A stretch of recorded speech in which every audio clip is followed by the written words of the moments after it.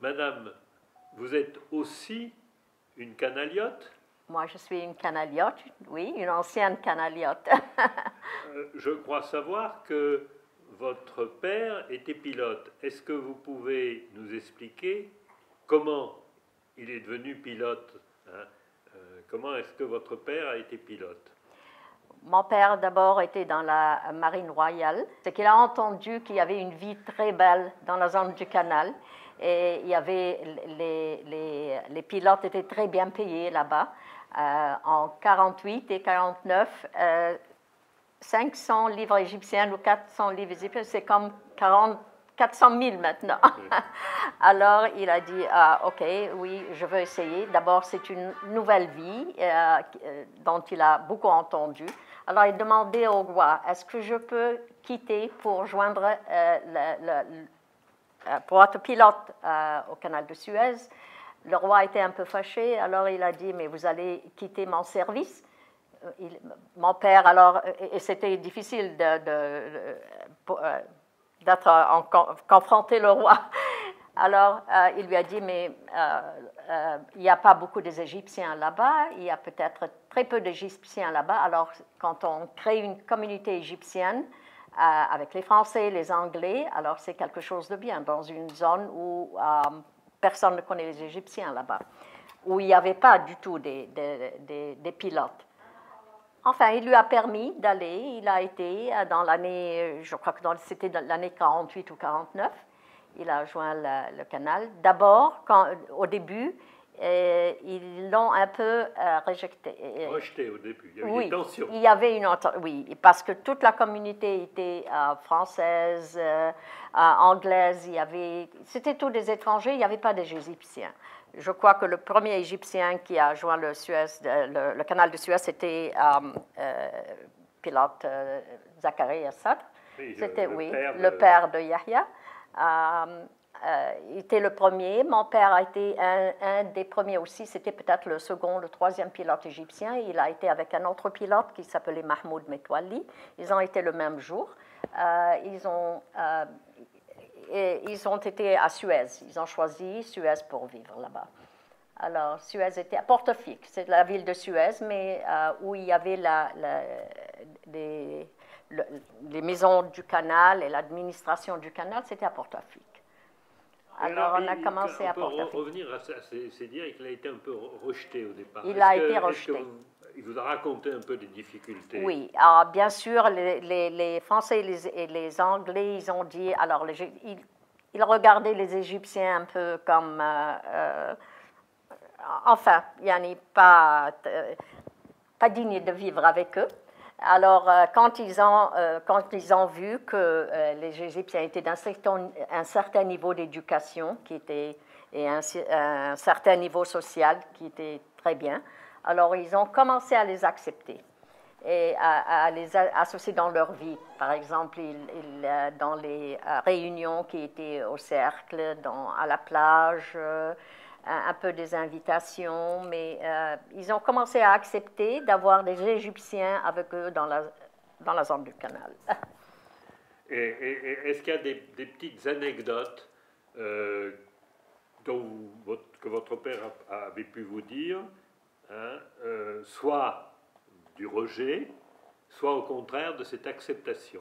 Est-ce que vous vous rappelez, est-ce qu'il y a des phénomènes qui l'avaient frappé et qui vous avait raconté ou qu'il avait raconté à votre mère? Mais s'il n'y en a pas, ça rien. Ça, je ne me rappelle pas bien, parce qu'il avait simplement dit que, enfin, d'abord, il y avait des difficultés, et puis la vie était très normale. Est-ce qu'il vous a raconté un peu la manière dont ça se passait, le pilotage? Est-ce qu'il vous a raconté un peu les difficultés qu'il avait? Bien sûr, les difficultés, c'était les horaires très difficiles. Lui, il était à la Marine royale, alors il connaissait comment naviguer. Mais pour prendre des bateaux seul, d'abord, il a été entraîné par les pilotes étrangers, bien sûr, pour savoir guider un navire seul. Et c'était des grands tonnages. Alors, il est resté un peu jusqu'à quand on l'a entraîné à prendre des bateaux seuls. Et puis, le plus grand inconvénient, c'était bien sûr les horaires. C'est comme mon ami Amani dit, et il travaillait à 3 heures. 3 heures, lui. 3 heures, 4 heures. L'appel, le premier appel était, alors, c'était dans le convoi qui commençait très tôt le matin pour arriver à Ismailia. Ah oui, lui, il faisait Suez. Ismailia. Il y avait un autre pilote qui venait de Ismailia pour guider le navire jusqu'à Port Saïd. D'accord. Oui. Plus tard, on a été à Port Saïd aussi. On a vécu à Suez, à Portofik et à Port Saïd. À Port Saïd, alors il faisait l'autre trajet. Il faisait l'autre trajet qui était encore plus difficile parce qu'il devait se réveiller et dormir le matin pour travailler tout le soir. Alors, il n'a pas beaucoup aimé ça. Alors, il a été à Ismailia. On a vécu dans les 3 pays de la zone du canal. Les trois. Les horaires les plus convenables, c'était de Suez. Et alors, votre père a, comme le père d'Amadi, il a fait à la fois la compagnie et après l'administration égyptienne, hein, quand le canal a été nationalisé. Alors, comment ça s'est passé pour lui? D'abord, où il était en 56, quand il y a eu la 56, il était à Suez. Oui. À Suez, il a été permis. Il y avait bien sûr les pilotes étrangers qui se sont retirés. Alors, il a été des 21 pilotes qui ont guidé le canal, oui, aller-retour, pendant cette période très difficile. Alors, il a beaucoup travaillé. Je me rappelle qu'il était très fier parce que, si je peux dire librement, oui, vraiment. Alors, la compagnie française s'attendait à ce que, quand les pilotes étrangers se retiraient, le canal va se bloquer. D'accord. Alors, il y avait les pilotes qui sont restés, ils ont fait un bon travail et le trafic a continué dans le canal. Bon, et alors, comment ça s'est fait? Puisqu'il y avait beaucoup de pilotes qui étaient partis, ils ont été remplacés. Comment ils ont été remplacés, ces pilotes qui sont partis? Il y avait des Égyptiens qui ont commencé après, parce que mon père était un des premiers, mais après ça, il y avait d'autres qui ont commencé à être acceptés au canal. Alors, il y avait un certain nombre à Suez, Port Saïd et Ismailia. Je crois qu'ils étaient au nombre de 20 ou 21 pilotes égyptiens. Je ne suis pas très sûre du nombre.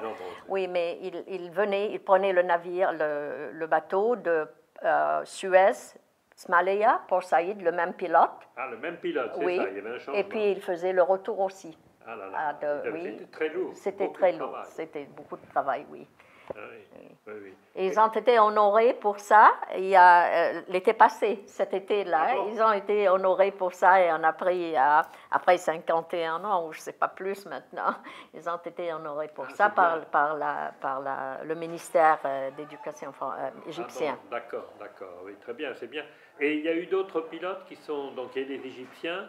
Et est-ce qu'il y a des pilotes étrangers? Oui, il y avait les Grecs qui sont restés aussi. Les Grecs, je crois un peu des Polonais.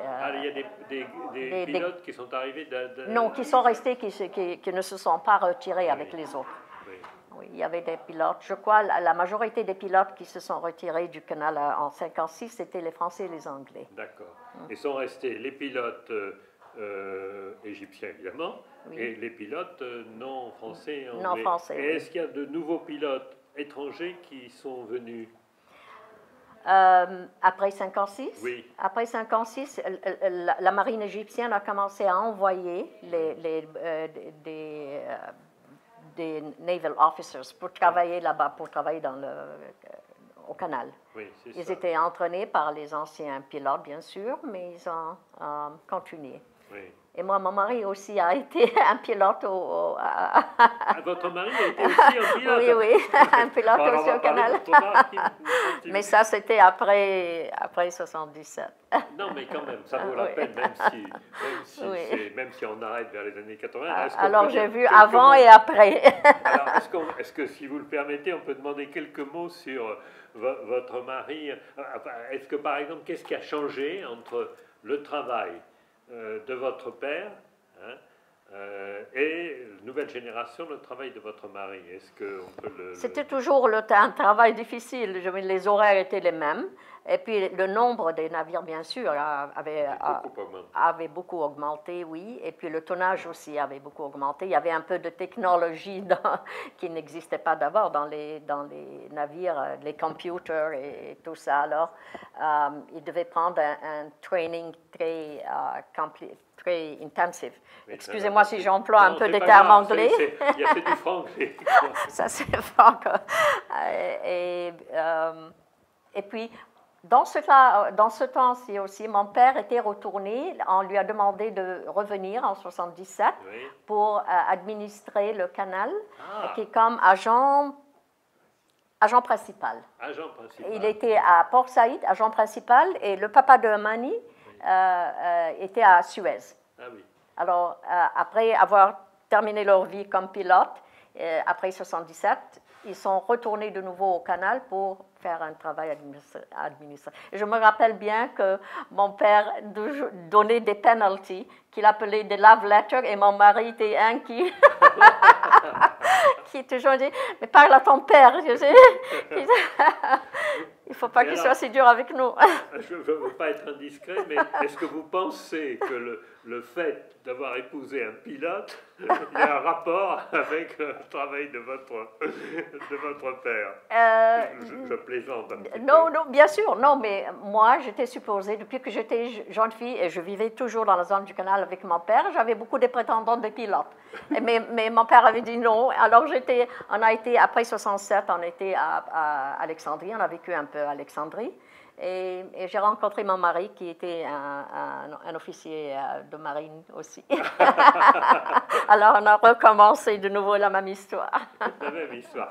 Donc vous êtes doublement. Oui, exactement. Donc vous avez de nouveau habité à Port Saïd cette fois-ci. Oui. C'est ça. Oui, nous sommes restés à Suez jusqu'à l'année 62. Et puis on a été, bien sûr, de 48 ou 49, je ne suis pas bien sûre, jusqu'à 62. Et puis on a été à Port Saïd et on a vécu jusqu'à 66 à Port Saïd. Et puis moi j'étais à l'université et mon père a été à Ismailia. Il disait que Ismaïla les horaires étaient les plus convenables. Ah bon. Alors, puisqu'on a cette... Est-ce que vous vous rappelez vous-même, ou alors des choses qu'a raconté votre père, sur cette 56, d'abord pas le moment de la nationalisation, on en a parlé, mais après la guerre de 56, est-ce que vous avez des souvenirs ou non de cette guerre de 56, du canal, ou est-ce que votre père a raconté des choses sur 56? Moi, je me rappelle, mais très vaguement, qu'on n'a pas quitté, on habitait dans un endroit qu'on appelle maintenant, que la compagnie du canal avait établi là-bas, qui était comme ce qu'on appelle maintenant les condominiums. C'était tout 4, 5 ou plus même, 4-5 immeubles où il y avait beaucoup des employés du canal et les pilotes qui vivaient dans un même endroit. Et puis moi, je me rappelle quand la guerre avait commencé, je me rappelle vaguement qu'il y avait des soldats qui étaient sur la corniche, et puis je me rappelle qu'ils étaient dans le jardin de cet endroit-là où on habitait. Tout était bloqué, mais on n'a pas quitté, on a continué de vivre là-bas. Et pour 56, je ne me rappelle pas bien les événements, mais je me rappelle de 67 et après. Bon. Et alors justement, 67, si vous allez un peu plus loin, justement, qu'est-ce que vous vous rappelez, ou qu'est-ce que, si vous n'y étiez pas là, est-ce que votre père a raconté des choses, enfin, 67, quand ils ont bloqué le canal, voilà. Bien sûr, il a été très triste parce que c'était, à son avis, ce n'était pas une décision qui était convenable ou qu'il fallait prendre. Il était très triste. Je me rappelle très bien que pendant la période où on a vécu après 67 à Alexandrie, chaque jour, il voyait où comment on dit, following news about canal, il suivait les nouvelles, quand le canal va ouvrir, qu'est-ce qu'il y a, les obstacles, comment la vie va reprendre là-bas, parce que... Mais alors comment il a fait, puisque en 67, donc il y a eu ce canal arrêté, comment est-ce qu'il a fait pendant toute cette période? Il a eu un offre aussi en Algérie, mais il n'a pas été. Il avait une petite ferme où il est resté là-bas. Il a administré ce. Il a été là-bas. Oui. On a été à Alexandrie la plupart du temps. Mais comme Amani avait dit, toutes les belles souvenirs on a des pays du canal, la vie qu'on a vécue là-bas, avec les amis qu'on a gardés jusqu'à présent. Oui. Je me rappelle même un ami, Yahya El Sadr, il m'a invité à un groupe que je ne connaissais pas, qui s'appelle les Ismailiotes. Oui. Alors j'ai dit à Yahya, ok, moi je n'ai pas beaucoup vécu à Ismailia, enfin je ne connais pas bien les gens d'Ismailia, je connais Port Saïd. Alors je lui dis, ok, moi je vais appeler ça les Canaliotes, parce que... Voilà, d'accord, je comprends. Les Canaliotes, alors quand il faut mettre un nom pour moi, je suis Canaliote, je ne suis pas Ismailiote. Très bien. Et puis, j'ai vu des gens sur ce groupe-là que je connaissais, qui étaient avec moi à Suez et qui vivent maintenant en France et au Canada. Oui. Et on a fait un contact à travers le Facebook, oui, ce groupe-là. Et j'étais très contente. Je me rappelle qu'il y a un ami qui s'appelle Émile Jachan, qui habitait avec nous à l'immeuble et qui vit maintenant en France depuis très longtemps. Alors, il m'a demandé, est-ce que tu as des photos des gens qui étaient avec nous en classe? Et je lui ai envoyé, j'ai mis les photos sur le Facebook et c'était très agréable de faire la connexion. Si je comprends bien, d'ailleurs, vous avez suivi au point de vue scolaire le même trajet que vos amis. Hein? Oui. Alors, un peu, quoi, c'est-à-dire, vous avez été à quelle école? Moi, j'étais à la Saint-Vincent-de-Paul, et puis après qu'ils ont quitté, après l'année 56, je crois qu'ils ont quitté, il y avait les Sacré-Cœur. Alors, j'ai été au Sacré-Cœur, et puis quand on était transféré à Port Saïd, j'étais au lycée français de Port Saïd. Oui. Alors, toute mon éducation était française, et puis j'ai continué.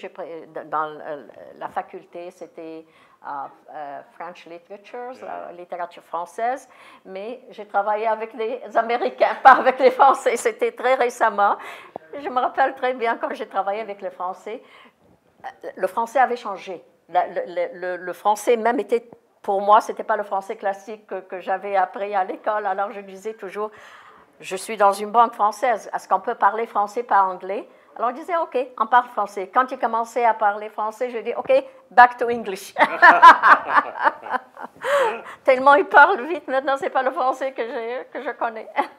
Alors, là, je vais poser une question que j'ai déjà posée d'ailleurs à plusieurs d'entre vous. Pour vous, qu'est-ce que c'est que l'esprit, justement, canaliote, puisque le mot a été inventé par vous, si on peut dire? L'esprit canaliote, c'était un esprit d'amitié, comment on dit, une amitié qui a duré pour les parents et pour la seconde génération, qui a duré des années et des années. C'était la vie de convenience, il y avait tout, on était privé de rien, les belles mémoires, tout était propre, il y a une jeunesse et une enfance très agréable. Il y a beaucoup de souvenirs, mais les liens qu'on a fait avec les trois pays du canal, c'était comme une grande famille. Alors, les trois pays du canal, c'est-à-dire Suez, Ismailia et Port Saïd, ils se connaissaient, ils faisaient des parties où ils s'invitaient même dans un autre pays, alors les parents allaient pour mais il y avait quand même vous l'avez dit, il y a quand même eu des temps, il y avait forcément, comme dans toute communauté, des tensions, hein, non? Parfois des oppositions, non? Moi, je me rappelle que quand, bien sûr, il n'y avait pas de problème avec les étrangers, mais les étrangers préféraient se grouper, par exemple, avec eux-mêmes, faire leur groupe, voilà. Mais il y avait beaucoup maintenant des Égyptiens qui avaient joint le canal. Ils étaient tous de très bon niveau, alors il n'y avait pas de problème à créer une vie sociale entre eux. Mais il n'y avait pas de problème entre étrangers et Égyptiens. C'était seulement au début. Seulement au début, oui, c'est ça. Et alors, est-ce que justement, quand même, par ailleurs, après, il y a eu peut-être la tension de 56, avec donc au moins les Français et les Anglais qui sont partis, la guerre de 56... pour Est-ce nous, que ça n'a pas disons, gêné ou est-ce que vous avez l'impression que vous avez réussi à surmonter ces...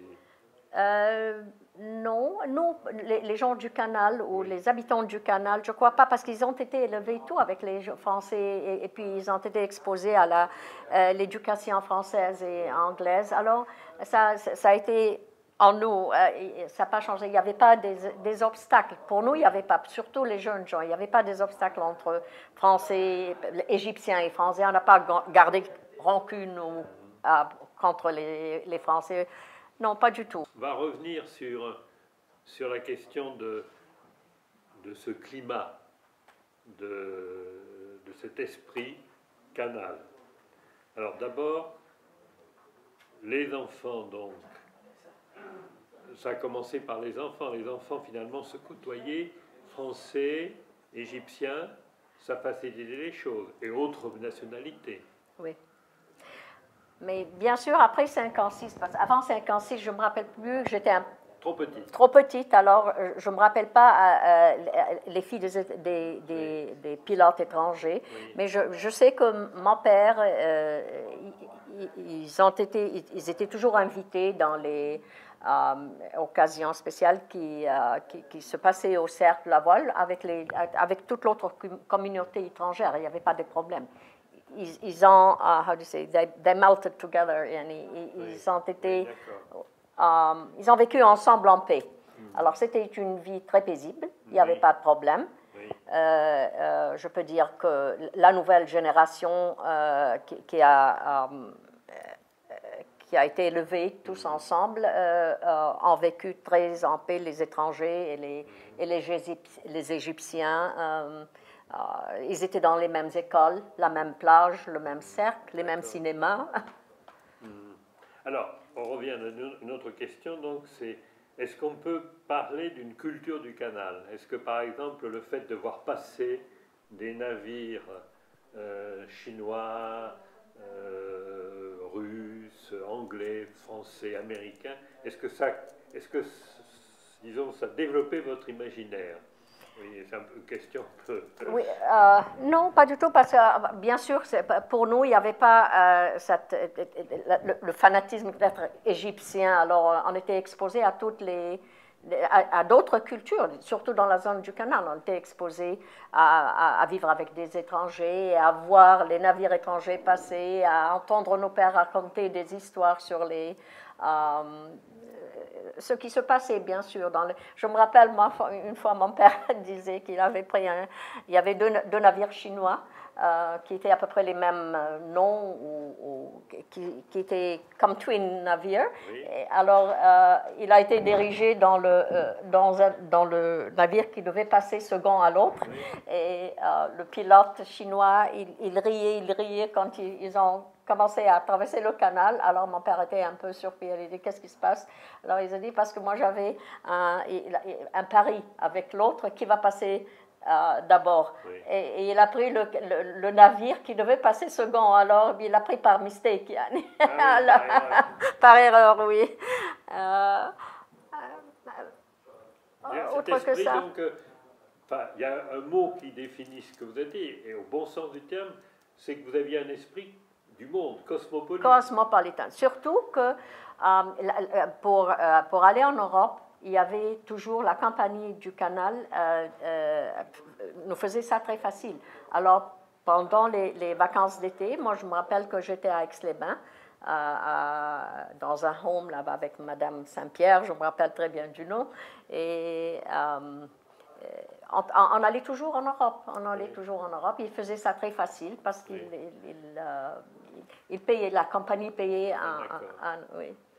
Mais après, évidemment, 56, ça a été le cas, et vous avez quand même conservé, vous avez l'impression d'avoir conservé cet esprit. Moi, je rappelle, à 56, quand on retournait, on était en France. Ah oui. Et quand il y avait cette attaque-là sur le canal, on était en France et on a entendu qu'il y avait un blocage pour le navire égyptien et tout ça, mais on est retourné et il y avait le capitaine du bateau où on était, c'était le capitaine Hussein Hadidi, qui est le mari de Madame Renée Blandin. Ah oui. Une amie à ma mère qui était une très chère amie à ma mère. Oui, je me rappelle qu'elle venait à la maison chaque jour le matin. Coucou, bonjour. Alors, c'est le mari de Madame Blandin qui était le pilote, le capitaine. Avant de joindre le canal. Oui. Il était le capitaine du navire où on était pendant. Oui, avant de joindre le canal. Oui. D'accord. Ah oui, alors oui. Et donc vous vous rappelez de cette traversée? Oui, je me rappelle très bien de cette traversée. Il avait, je crois qu'il avait. Je ne me rappelle pas si tante Renée était avec lui, mais elle est venue après. Et c'est une amie très intime à ma mère. Ah oui, d'accord. Oui. D'accord. Et alors, je reviens quand même parce que c'est phénomène intéressant pour le cas de votre mari de 77. Est-ce que votre mari, en comparant ce que vous a raconté votre mari ou ce que vous avez vécu en 77 par rapport au temps de votre jeunesse, hein, est-ce que vous avez le sentiment d'une continuité ou d'une rupture? Non, la vie était un peu différente, bien sûr. Dans la zone du canal, c'était après la guerre directement. Oui, après la guerre après la guerre de 73. Oui, et mon mari avait participé dans cette guerre. À 73, il était Marine Officer. Et quand il a commencé à travailler au canal,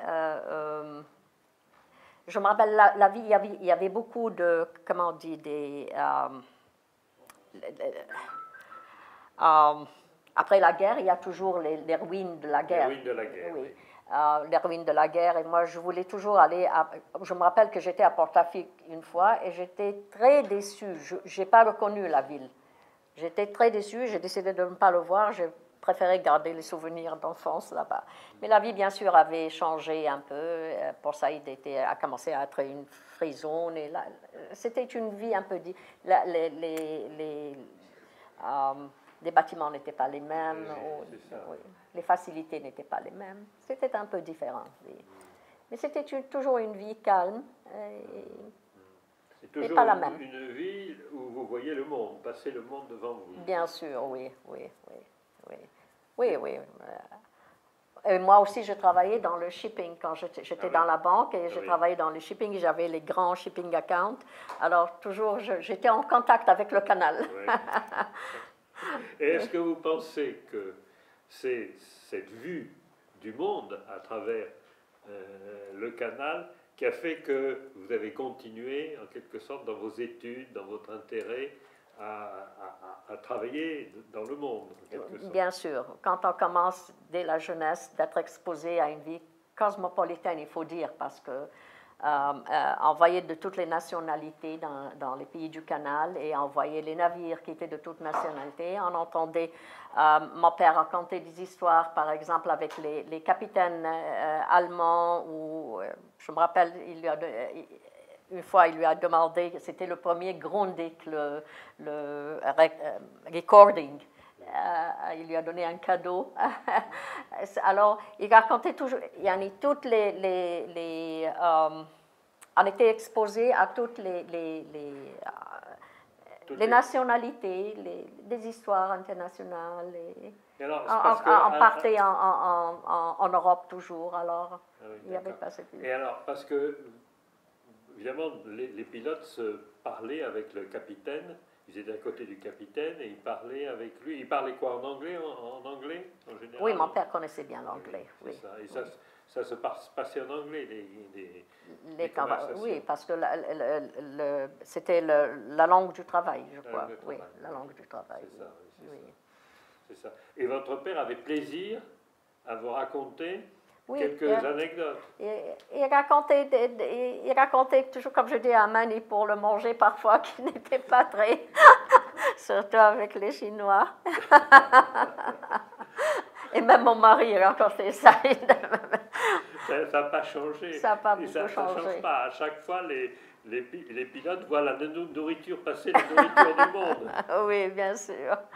Mais je me rappelle que Non, par exemple, dans notre vie sociale, parce qu'il toujours il commençait le travail très tôt, alors on n'était pas permis au cinéma après voir un seul film. Après 7 heures, il devait se coucher pour se réveiller tôt. Alors on était toujours privés de voir les 2 films du cinéma. Finalement, globalement, quand même, c'est un problème qu'aime beaucoup évoquer notre ami Sartre, continuité ou rupture. Donc vous pensez quand même que, puisque vous avez l'énorme chance, si l'on peut dire, d'avoir eu 2 générations avec 2 d'intervalle, vous pensez quand même que c'est la continuité malgré tout. C'était la continuité, mais un peu différente. Le niveau social était un peu différent. Le mélange n'était pas très... après 77, je veux dire que c'était pas la vie très intime qu'on avait quand on était Alors, il faut préciser, vous dites que le mélange n'était pas très... c'est-à-dire... C'était intime d'une façon, mais pas comme la période qu'on a vécue avant. Parce qu'il y avait les plages où toute la jeunesse se réunissait, il y avait toujours des dîners, il y avait toujours des events qui se passaient dans le cercle du canal. Ça, il n'y avait plus ça, toutes ces facilités, il n'y avait plus après 77. Alors, il n'y avait pas cette association très proche. Alors, une question où évidemment c'est un peu difficile pour vous de répondre. Est-ce que vous avez entendu parler des anecdotes, alors bien avant l'histoire de votre père, bien sûr pas de votre mari, c'est-à-dire sur les choses avant du dé. Est-ce qu'on racontait des anecdotes sur les années 1930, sur la Première Guerre mondiale, est-ce qu'il y avait une tradition orale ou non? Vous avez entendu parler de choses comme ça ou non? Ou y compris même sur le Ferdinand de Lesseps. Ferdinand de Lesseps, moi je me rappelle que à Port Saïd, après mon mari, quand on a enlevé la statue de Ferdinand de Lesseps, quand on allait se promener là-bas, il y avait toujours cet endroit vide là. Alors oui, ça vous avez entendu. Vous n'avez pas assisté à la chute du... Non, je n'ai pas assisté, mais je voyais toujours qu'on la laissait vide. Le temps où j'étais là-bas, et on se demandait s'ils vont remettre la statue, parce que la statue était, de Lesseps, elle était dans les, comment on dit, c'était à la compagnie du canal là-bas. Oui, oui. Ça avait été conservé. Ça a été conservé là-bas, oui. Mais ils l'ont jamais remis. Ils l'ont jamais remis, d'accord. Donc, de toute façon, tout le monde savait bien un peu l'histoire, de s'intéresser, connaissait l'histoire un peu de Ferdinand de Lesseps. De Suez, de la construction de Suez. Oui, bien sûr, il y avait... je crois à Suez, il y avait plus d'anglais que de français là-bas. Oui. Il y avait toujours, je me rappelle, on se promenait, il y avait ces 2 grands lions. Il y avait une qui était à l'entrée du canal, de la mer Rouge, au canal du côté sud.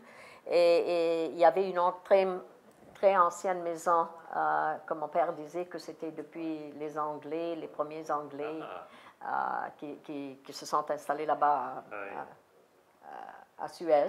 C'était une très, très vieille maison qui était connue là-bas. Je ne me rappelle pas le nom de cette maison, oui, mais... Et vous disiez que c'était lié à une période beaucoup plus ancienne, alors. Oui. Il y avait beaucoup des anciens à Portafic, qui étaient plutôt anglais que français. D'accord.